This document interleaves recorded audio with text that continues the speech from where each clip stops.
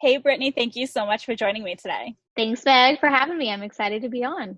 I'm excited to have you. You are one of our fabulous speakers for the Become Influential Virtual Summit, which is happening June 8th through 12th. And you're going to be presenting on Friday, June 12th on influencer marketing. So I would love hmm for you to start by giving us a brief introduction to you and your role in your agency and how you got started in this area of influencer marketing. I'm really excited to speak on Friday, and I want to give the audience and even other speakers some updates on influencer marketing, how to leverage it, how to actually create action and create really compelling content, but also now more than ever after COVID and the pandemic and quarantine, what does that actually look like? So over the last 2.5 years, I started my own agency after working for Fortune 500 brands, small mom and pop, franchise, and everything sort of in between on the brand side. So for a long, long time, my perspective was that of how do we create a client strategy, a brand strategy? How do we leverage the most out of our budget to create the most actionable campaigns? And then even before that, I started with an agency as well. So kind of now full circle of having the perspective of having sort of the purse strings and negotiating the rates and fees, but also the strategy and leveraging that. And now being back on the agency side and sort of being the champion of both ends. So being the client and the influencer, and also the brands and the budgets.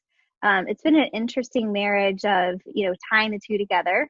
And out of my agency, initially we started as a full service, and we still do a lot of, sort of the full service spectrum support. But we spun off from a marketing whisperer to now create collabs, which is really the brand name that I run all of my social media influencer campaigns, for the main reason that it needed an umbrella to follow under social handles that was not focused on other, digital solutions. Um, you know, Frequently I would get asked questions of what kind of campaigns are you running? What kind of influencers are you partnering with? So it was a really great way just to point to one spot where we reshare a lot of that content and the collaborations that we are working on, so people can actually see what it looks like when the rubber meets the road. Um, Awesome.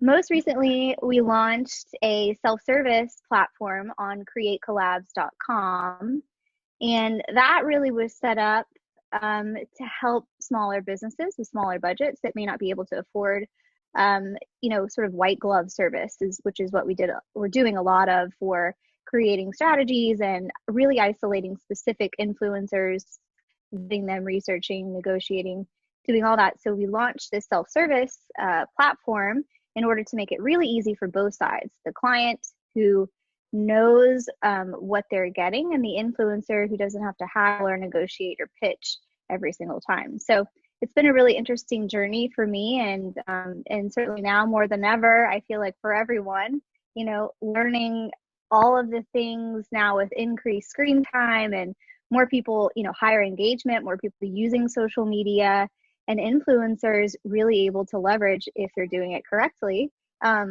campaigns, for their own profit. So when it comes to influence, I know you work with both brands and influencers. When it comes to influencers, do you work across the board? So with any content creators, I think I typically think of bloggers, but there's also podcasters. There's YouTubers. There's now TikTokers. Like there's all sorts of different Yeah. platforms. Do you work with people across all of those platforms? The majority of the folks we work with have a following on Instagram. We have done things on, sort of blogging and YouTube. I will tell you it's less frequent, although I would not by any means say it's not as impactful. It's just been from the needs of our clients and the types of influencers that are within our database. But I would say certainly don't eliminate those platforms if that is where your brand audience is. And from sort of a white glove service, we do help create that strategy and craft that insight into where should you go. And that doesn't necessarily mean, where is your brand? That means where are your demographics of the people who should be most engaged in the types of content that you have for people. And then I think the question I get asked a lot is size. So how big of a following do you need to have in order to consider yourself an influencer? I think it used to be kind of a more cut and dry answer, but I define anyone as an influencer who has influence. So that means you could have 10 people, and whatever you post, those 10 people are following along and they're engaged and they are inclined to purchase or visit or use in some way. Or that could be 1 million people. And ultimately, it just depends on the goals of the campaign. And I think people automatically, interpret in someone selling things. And that's not always the case. There's also, and thank God for this new term now. And I think, from an influence perspective, content creator has sort of been the term people are, grasping on and sort of moving away from a bit, the influencer name, because it is and can be very watered down. You'll see in one of my slides when I present a very interesting fact about celebrity endorsements as influencers and how you go about defining a macro versus a micro influencer, the number of followers, the impact actually have. And one of the riveting statistics is, Kim Kardashian, for example, we all sort of love to hate and love to love. A lot of her content actually gets less engagement than a Google display ad. So are you really creating connections with your audience, or is this just another Wheaties box? There is no two-way communication, and you're really just serving an ad. And that's okay if you are, but I think it's an interesting question that should be asked on the front end of your campaign before you go start grasping at number of followers. What is the real metric that you want to define as success? That's a great point. And I had I never would have even considered the fact that having Kim Kardashian represent you would get you less reach than a Google. That's crazy. Right. Crazy. Yeah. Mm-hmm. So now, if your goal is to have her face next to your product and you're going to reuse that content, and part of what you're paying for is the collaboration of the content creator, okay, I can see where there's some value in that, but dollar to dollar, it may not be your best investment. Very interesting. And so it also kind of brings you over to the brand perspective. So from a brand perspective, how do you know if you're gonna get a return? Like, knowing that information, how do you know if working with a local influencer is gonna be a better option than running a Facebook ad or a Google ad? Yeah, exactly. I think it's an interesting metric because now we're in this digital age where everything should be trackable. But in terms of influencers, there is a component of fluffy, soft PR that, just like, sort of TV advertising, there's really no way to track. You are buying people your way into their hearts and minds first before you're actually trying to sell them something. And so if you come out from a branding perspective, and even from an influencer, I think when you're looking to create content, it cannot be just a commercial break. It has to be an integrated source into your own storyline, right? And that, just speaks to authenticity. Good God, I hate that word now. It's just like another, like slang term that we just throw in when we need something. But to be genuine and to only collaborate with people that potentially could be your customer is so important. because it will just be a commercial break in the middle of your content, and the brand won't get any real results out of that either. So I don't think anyone wins.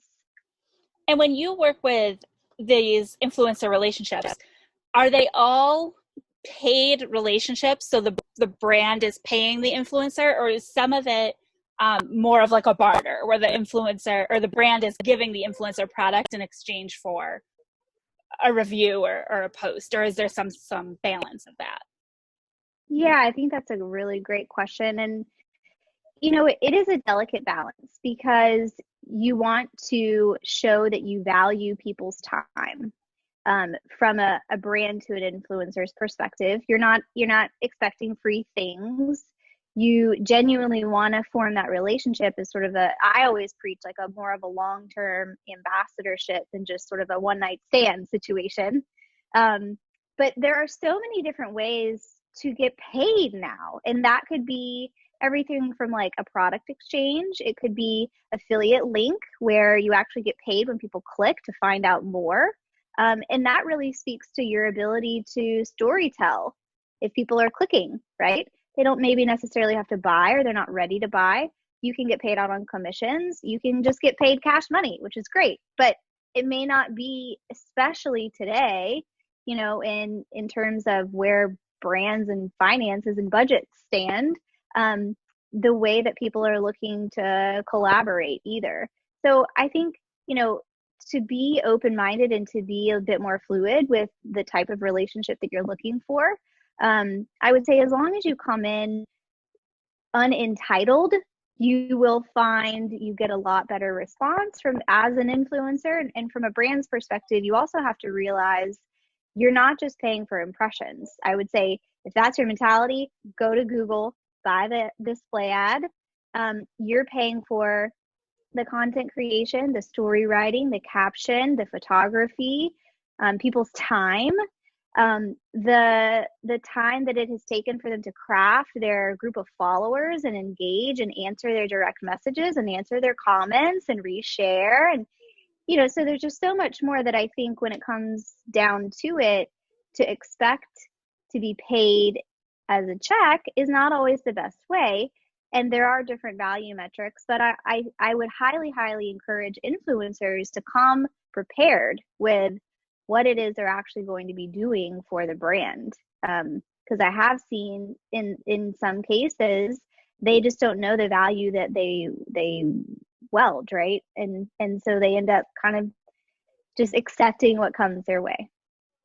And that's a great point, I think, is having that expectation and then being willing to kind of compromise, like reach a mutual beneficial arrangement. Exactly.